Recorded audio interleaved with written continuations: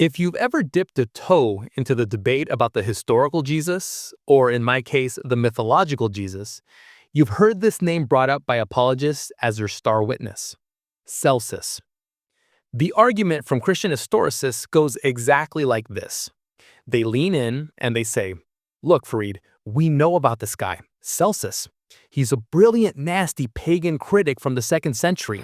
This guy hated Christians. He scared the living daylights out of them. He wrote this massive attack, pulling no punches. And, they'll continue, Celsus clearly did a significant amount of research to build his case against them. He attacks everything, but he never says Jesus didn't exist. He treats Jesus as a historical character. Just a man, a nobody, a magician, but a real man. Then they fold their arms and they drop the logic bomb. Farid, don't you see? If there was any good evidence, any evidence at all, against the existence of Jesus, Celsus would have used it. It would have been his #1 weapon to attack Christianity. But he doesn't. He doesn't make that clean. He doesn't bring any evidence against Jesus' existence. Therefore, Jesus likely existed. It sounds like a slam dunk, right? Checkmate, mythicists. The ultimate gotcha. I mean, if your worst enemy, the guy who did all the research, still assumes your guy was real, well, he must have been real. It sounds bulletproof. It sounds like the one piece of external, hostile evidence we've all been looking for. But what happens when you ask one simple, tiny question? That's amazing. Can I read Celsus's book? No. No, you can't. That's the punchline. You can't read Celsus's book. The apologist is building their entire case on a witness who isn't there. And why can't you read it? Oh, not because it just got lost to time, like some old scroll that crumbled in a damp cave. No, it was destroyed. You have to get this. It's the most important part. All of the early high-level critics of Christianity, these smart guys like Celsus and Porphyry and others, their books were systematically hunted down, collected, and erased from the historical record. This wasn't a chance accident.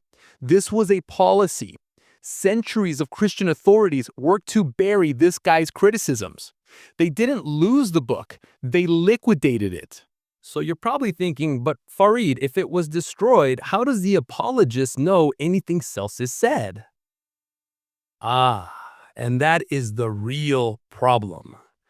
Therefore, the only reason we know anything about the true word is because a Christian apologist, a church father named Origen, wrote a massive book-length rebuttal against him. And in his rebuttal, Origen helpfully decided to include select quotations from Celsus's book so he could then respond to them. Let that sink in. You are not reading Celsus. You are reading Origen's curated selection of Celsus's arguments. Origen made the decisions.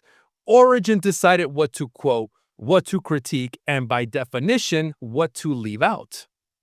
We don't have the complete text of Celsus. We have no idea what's in the missing parts. We only have the bits and pieces that Origen felt confident he could rebut. This is exactly like trying to understand a prosecutor's entire case by only reading the defense attorney's closing arguments. It's a setup. The deck is stacked from the start. So, the apologist's star witness for the historical Jesus is a ghost whose testimony is being read to us by the guy who wants him to lose the case. Therefore, our only source is this hostile narrator, Origen. And, well, it gets even worse, because we really need to talk about who this Origen guy was. So, our entire knowledge of Celsus's argument is being filtered through this one guy, Origen. And Origen, man, he is slippery. This isn't some simple wide-eyed believer we're talking about. Origen was a big-brain philosopher. The important thing for us right now is his core philosophy. Origen was what we call a double truther. Here's what that means, and I need you to listen closely to this. Origen is on record in his own books saying that the Gospels, well, they're really written as allegories. They're deep, symbolic, spiritual myths for the elite, the smart, higher level thinkers like him to understand.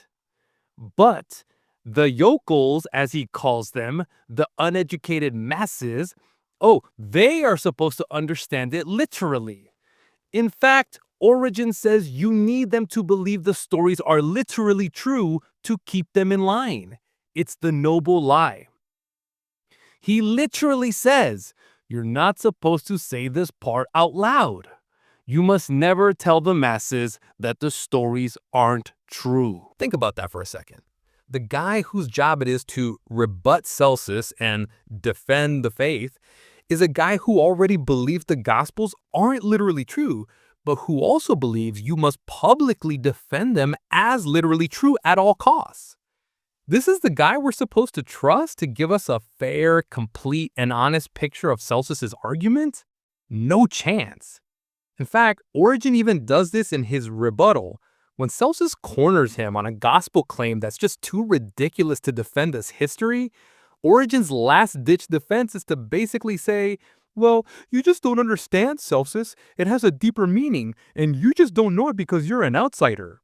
Then it just drops the mic and walks away. He doesn't even say what the secret meaning is. This whole thing is a setup.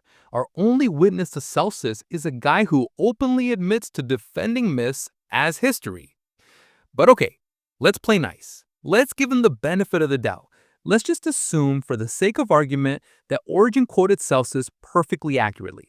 Let's assume we do have Celsus's real arguments. What did Celsus actually know? Where did he get his information? So we're playing nice. We're assuming Origen is quoting Celsus perfectly.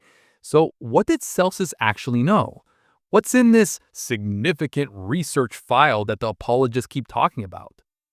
This right here is the part that just blows my mind. This is the pillar that brings the whole hostile witness argument crashing down. Apologists love to tell you Celsus must have done his research. They paint this picture of him in a library, digging through first-century archives, poring over Pliny, looking for the real story. He wasn't. We can tell from Origen's own quotes what Celsus was working with. And this is the most critical part. He's writing in the 160s AD. This is 130 years after this religion supposedly began. So what first-century sources did this super researcher find? Did he find a passage in a Roman history? No. Did he find a secret memoir from a disciple? Also no. Did he find any court records? Nothing. The text is explicit. He didn't find any of it. He doesn't even seem to be aware of the letters of Paul, the foundational text of this whole thing. So what were his sources? The Gospels. That's it. His only sources for Jesus were the Gospels themselves and contemporary eyewitness stuff, which means the street preachers he was watching and listening to in his own time. He has no new evidence. He is just reacting to what the Christians are publishing at that time. Celsus is not a witness to the events of 30 AD. He's a witness to the claims of 160 AD. It's like debunking Star Wars by only watching the movies. You're not proving Luke Skywalker existed. You're just proving the movie exists.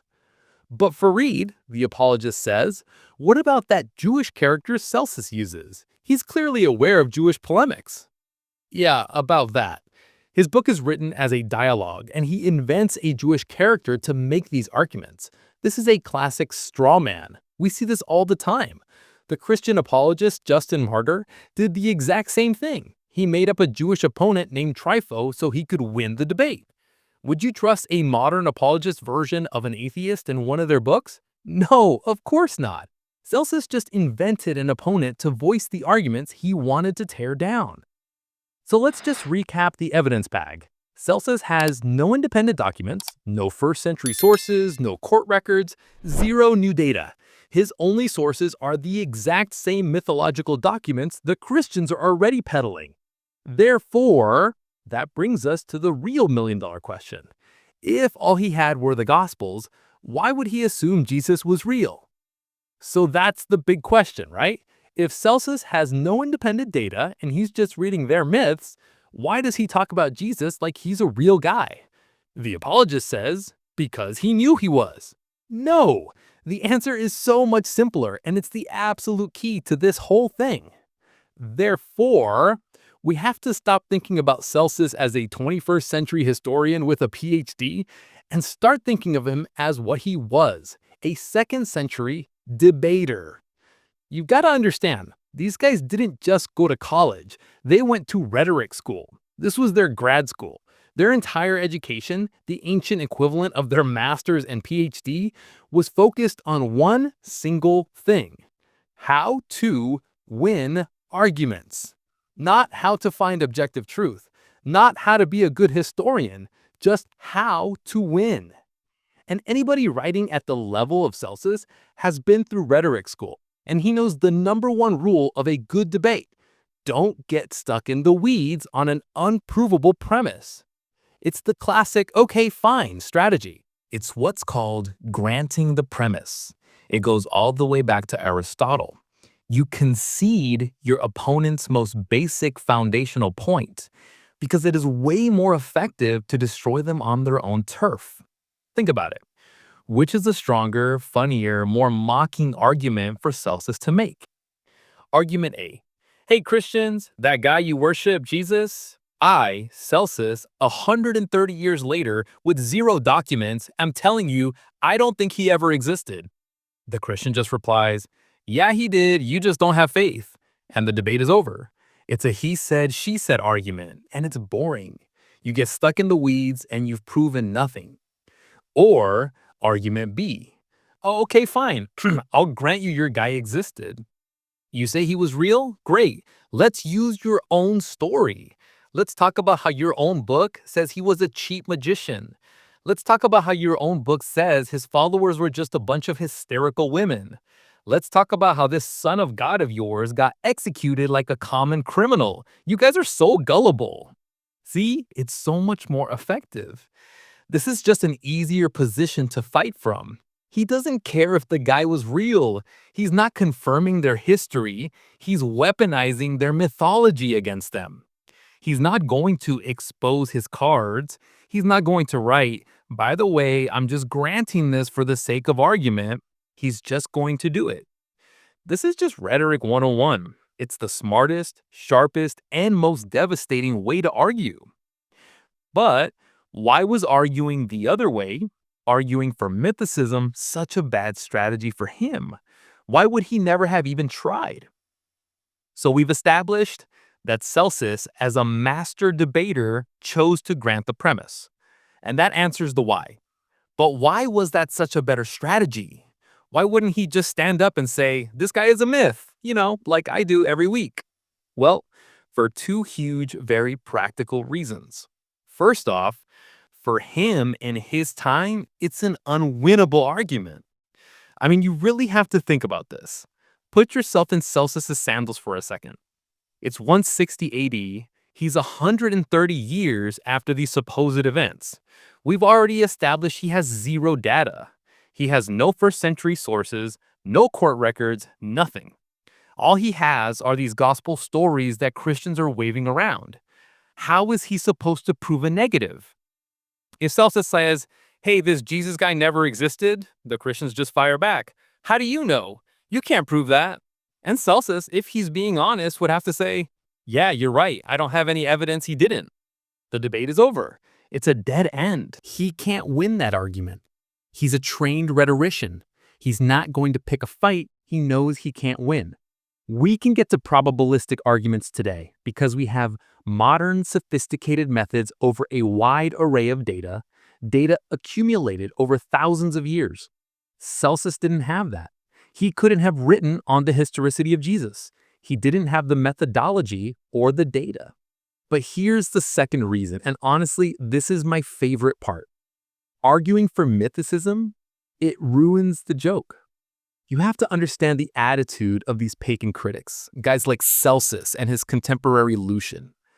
Their whole vibe isn't just you're wrong. Their vibe is You're laughable.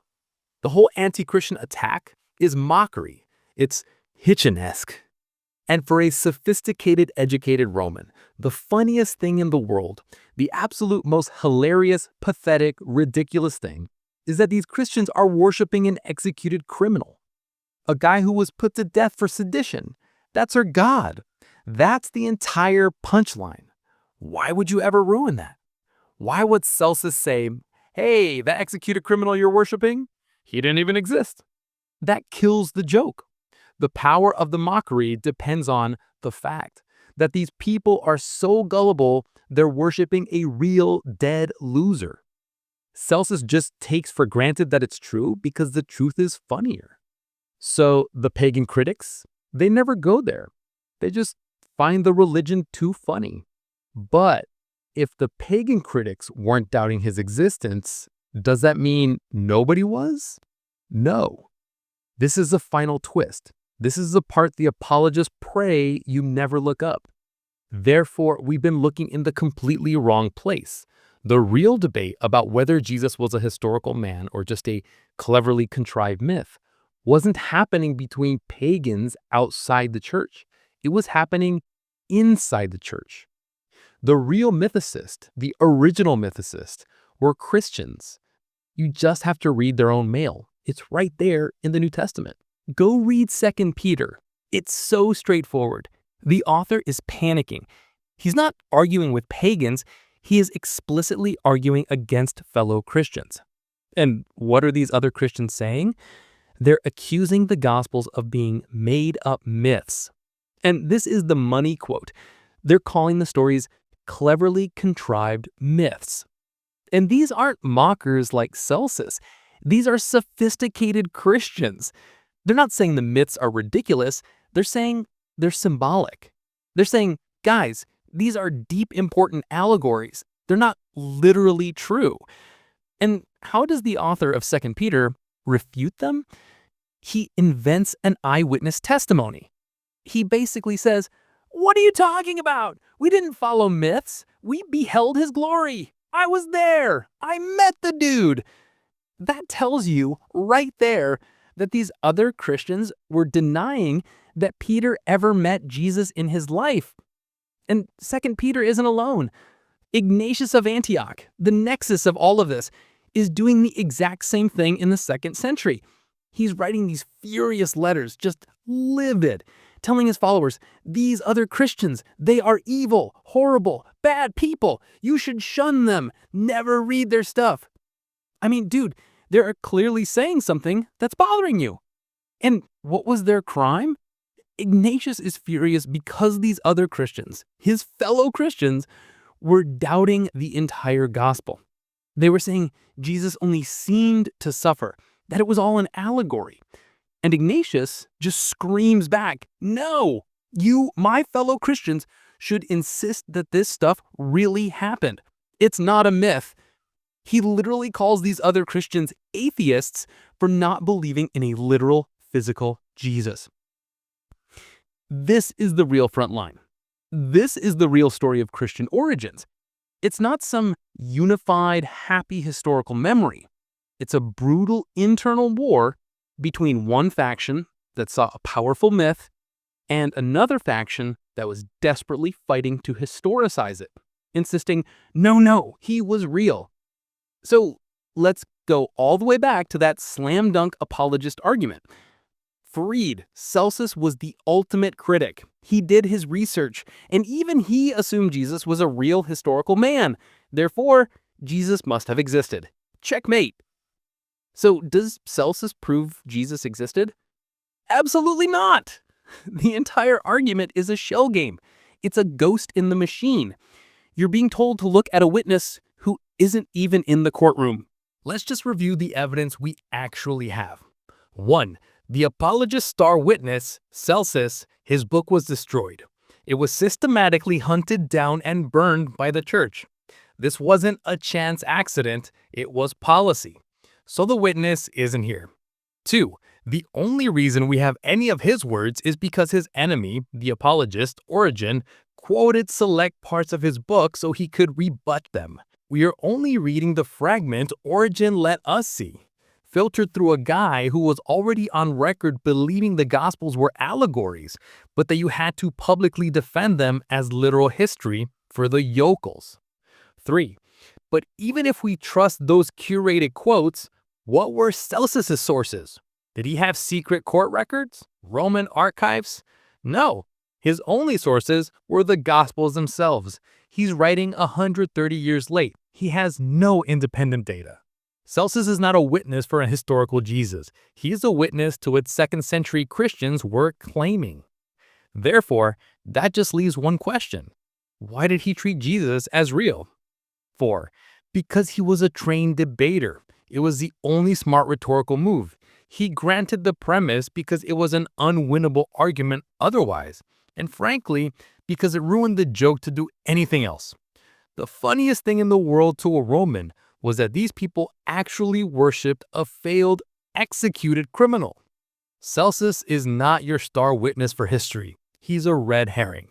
The real story, the one all the evidence points to, the one their own texts like 2 Peter and the letters of Ignatius prove, is that the fight to turn Jesus from a myth into a man was an inside job. The real debate was always between Christians who saw a sophisticated, symbolic myth and the other faction of Christians who were insisting it all literally happened. Celsus, he was just a spectator, standing on the sidelines pointing and mocking them for being so gullible, and that is why they had to bury him. If you want exclusive content, early access to videos, and want to support this rational quest, consider joining our YouTube membership community. You become part of the family, helping us navigate this rich tapestry of ancient narratives. Until next time, keep delving, keep questioning, and stay curious.